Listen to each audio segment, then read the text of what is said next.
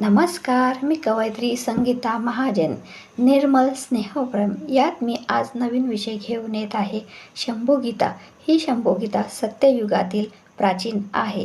ती आज आपण ऐकणार आहोत. प्रत्येक क्षण आनंदाने जगायचे असेल तर प्रत्येक क्षणी उत्तम कर्म केले पाहिजे.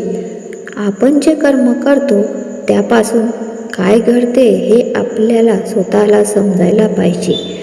पाप आणि पुण्य म्हणजेच आपण जे करतो आणि त्याचा परिणाम आपल्यावर काय होतो यावरून ते पुण्य काय आणि पाप काय हे समजले पाहिजे.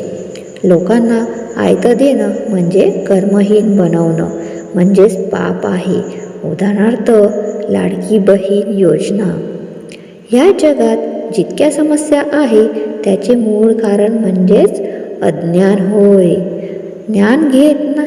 ज्ञान घेत नाही हे पाप आहे की पुण्य, तर ते पापच आहे.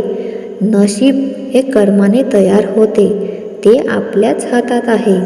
उत्तम कर्म करण्यासाठी भरपूर गोष्टी आहेत, पण ज्याला कर्मच करायचे नाही तो कारण सांगेल अधर्म कर्म करण्यासाठीच.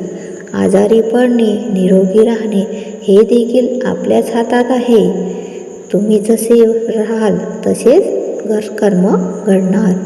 जर कर्म चुकीचे असेल तर भोग भोगावेच लागतात. प्रत्येक क्षणी आनंदी, समाधानी, सुखी जगणं हे शिवतत्व आहे. यालाच आपण मोक्ष म्हणतात.